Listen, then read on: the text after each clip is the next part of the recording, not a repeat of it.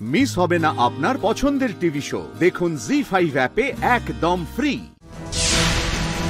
প্রভু, সূর্যদেব নিজের অহংকারে অন্ধ। আমার ডানায় আগুন লাগার ফলে আমি দুর্বল হয়ে পড়েছি। আপনি কিছু করুন প্রভু, কিছু করুন। पक्षीराज, दंभ कभू न कीजिए, दंभ पतन आधार। दंभ चढ़ा श्री रावणा, राम कीन संहार। অর্থাৎ গরুড়দেব, এই সংসারে যখন কেউ অহংকার করেছে তার বিনাশ হয়েছে। পক্ষীরাজ, সূর্যের নিজের তাপের ওপর আর প্রকাশের ওপর খুব অহংকার, তাই আজ আমি ওনার সমস্ত তাপ পান করব।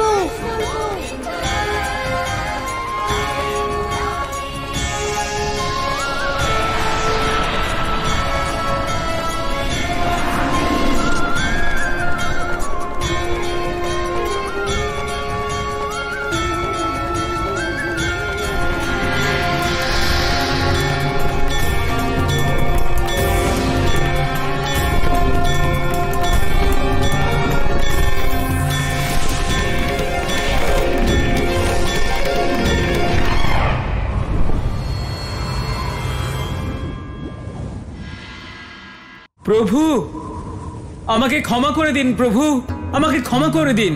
আমাকে নিজ উদর থেকে বাইরে বের করুন, না হলে আমি ধ্বংস হয়ে যাব। সূর্যদেব, যদি আপনি আমার প্রশ্নের উত্তর না দেন তাহলে আমি আপনাকে আমার উদরে চিরকালের মতো সমাহিত করে নেব। আমাকে ক্ষমা করে দিন প্রভু। আমি আপনার প্রত্যেক প্রশ্নের উত্তর দেওয়ার জন্য প্রস্তুত, কিন্তু আপনি আমাকে বাইরে বের করুন প্রভু। ঠিক আছে সূর্যদেব।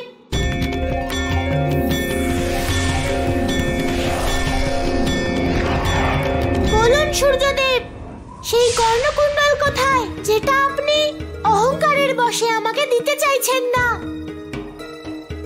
আমাকে ক্ষমা করে দিন প্রভু। এ আমার অহংকার নয়, বরং পুত্রমোহ ছিল। কোন পুত্রমোহ সূর্যদেব?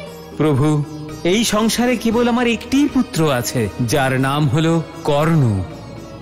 কর্ণের জন্মের সঙ্গে সঙ্গেই আমি আমার কর্ণকুণ্ডল ওকে প্রদান করেছিলাম।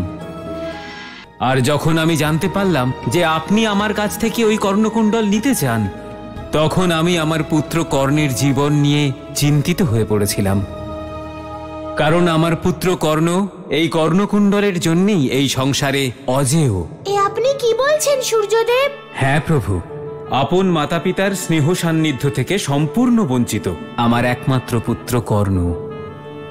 এই কর্ণকুণ্ডল আমার পুত্রের জীবনের সর্বস্ব। প্রভু, আমি আপন পুত্রের জীবনের সর্বস্ব আপনাকে কি করে দিয়ে দিতাম? সূর্যদেব, আপনি চিন্তা করবেন না, আপনার পুত্রের কোনো ক্ষতি হবে না। ও সংসারে সর্বদাই সর্বশ্রেষ্ঠ থাকবে। প্রভু, আমার পুত্র এখন হস্তিনাপুরে অধীরথের গৃহে রয়েছে, আর ওই কর্ণকুণ্ডলও আপনি ওখানেই পাবেন।